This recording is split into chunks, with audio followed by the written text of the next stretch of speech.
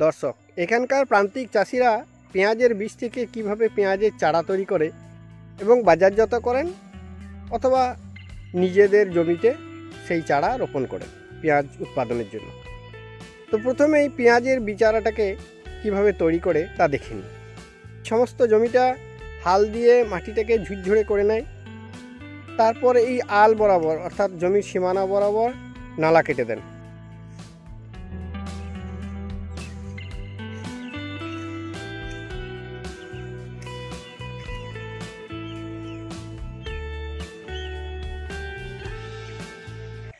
তারপর এইভাবে দু প্রান্তে মাটিগুলোকে উঁচু করে মাঝের যে জমিটাকে সমতল করে দেয়। এই সমস্ত এই জায়গাটাকে বীজ-চারা বলা হচ্ছে।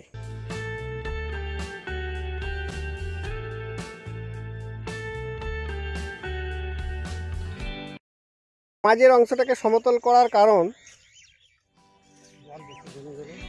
এই যে দেখছেন উঁচু উঁচু করার সময় পা বসে গেছে, নরম মাটি, পাগুলো বসে গেলে এগুলো সেচ করার সময় এগুলোতে জল দাঁড়িয়ে যাবে, ফলে পেঁয়াজের বীজ নষ্ট হয়ে যাবে।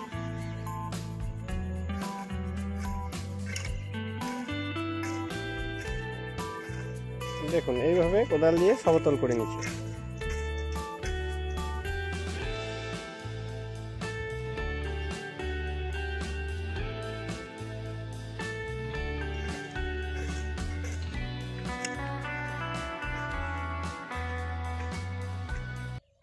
এই চাষি ভাইয়ের সঙ্গে কিছু কথা বলে নি। দাদা, এইখানটায় কি চাষ করবেন? পেঁয়াজের চারা। আচ্ছা, কি পেঁয়াজ লাগাবেন? এটাই বড় পেঁয়াজ। এই পেটিলিটা এতটা সরু করেছেন কেন? পেটিলিটা যদি আর একটু চওড়া করা হতো কি কিছু অসুবিধা হতো? একটু অসুবিধা হতো, নিড়ানি সময় নিড়ানি করতে অসুবিধা হয়। ওই সরু করা হয়েছে, তার মানে ওগুলোতে বসে বসে ঘাস নিড়ানি করানো হয়। দু ধার থেকে ঘাস নিড়ানি করানো, মানে এক জায়গায় বসলে দু জায়গায় ঘাস নিড়ে নিতে সুবিধা হয়, যার ফলে অন্য জায়গায় পা পড়ে যাবে না, পেঁয়াজের চারাগুলো নষ্ট হবে না। সেটাই কারণ। তো এই যে উঁচু উঁচু জায়গাগুলো আছে, এই জায়গাগুলোতে কি পেঁয়াজের বীজ ফেলবেন না এইগুলোতে এমনি থেকে যাবে? না, এইগুলোতে করলা, উঁচু উঁচু জায়গাগুলোতে করলার বীজ রোপণ করব। পেঁয়াজের চারাগুলো তুলে নেবো, তারপরে আমাকে নতুন করে আর করলা লাগাইতে হবে না। মানে এই অংশগুলোতে তখন এই করলার লতে ঢেকে যাবে? হ্যাঁ, এই অংশগুলোতে করলার লতে সব ঢেকে যাবে। মানে একবার চাষ করলেই আপনি দুটো সবজি পেয়ে যাচ্ছেন? হ্যাঁ, দুটো সবজি পেয়ে যাচ্ছি।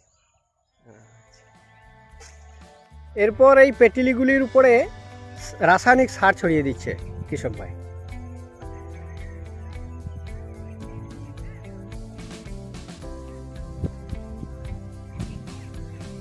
জি, এটা কি সার দিচ্ছেন?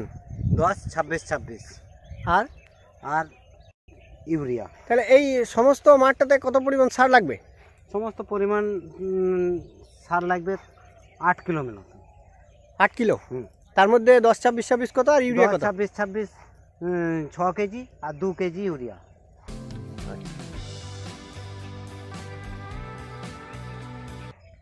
সমস্ত দিকে যেন সমানভাবে পড়ে সেইভাবে নিপুণ হাতে ছড়িয়ে দিচ্ছেন কৃষক ভাই।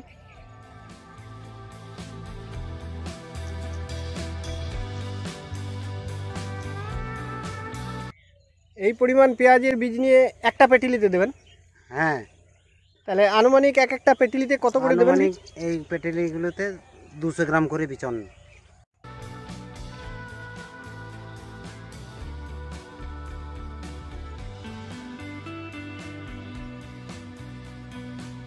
কৃষক ভাই এমনভাবে ছড়াচ্ছেন যাতে কোথাও বেশি পরিমাণ পড়ে না যায়।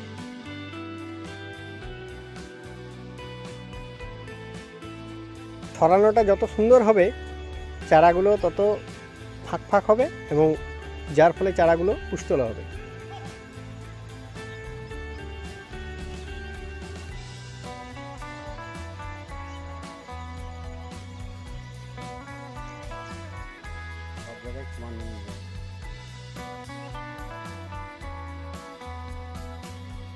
আচ্ছা, তাহলে এই জমিটার পরিমাণ কত?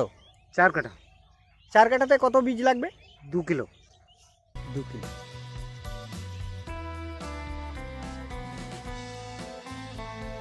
তার মানে কাঠা প্রতি 500। কাঠা প্রতি 500 গ্রাম।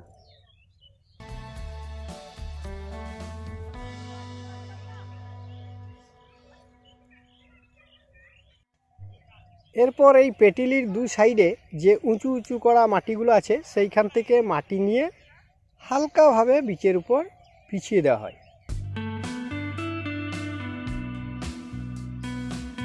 এইভাবে মাটিগুলো ছড়িয়ে দিয়ে পেছন দিকে চলে যাওয়া হয়, কারণ এর ওপরে যেন আর পা দেওয়া না হয়, বা পা দিলে মাটিগুলো বসে যাবে, অঙ্কুরোদ্গম হতে অসুবিধা হবে।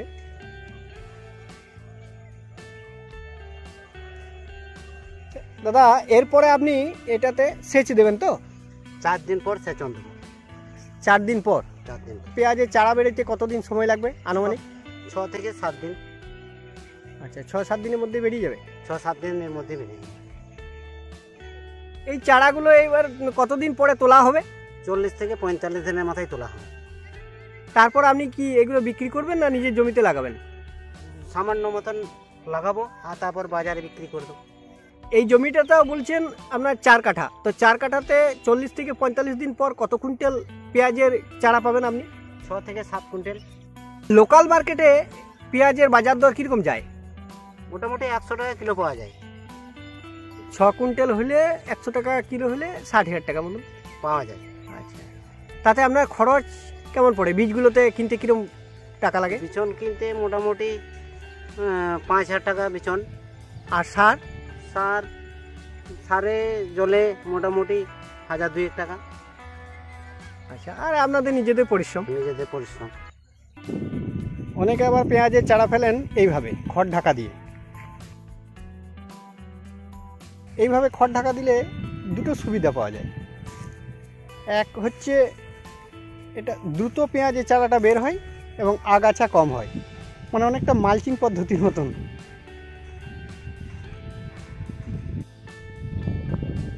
46 দিন পর আমি আজকে এলাম। এখন পেঁয়াজের চারাগুলো অনেক বড় হয়ে গিয়েছে।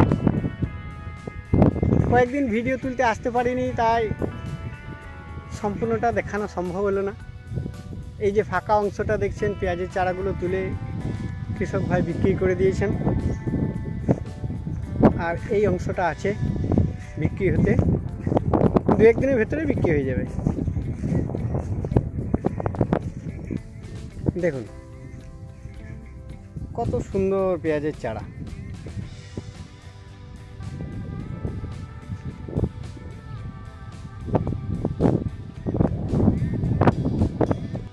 চারা উৎপাদন করার সময় চারি বেড়ে একটা নালা কাটা হয়েছে। নালা কাটার উদ্দেশ্য হচ্ছে এক একটা অংশে এইভাবে জল ঢোকানোর জন্য, এইভাবে বাঁধ দিয়ে জলটা ঢোকানো হয়।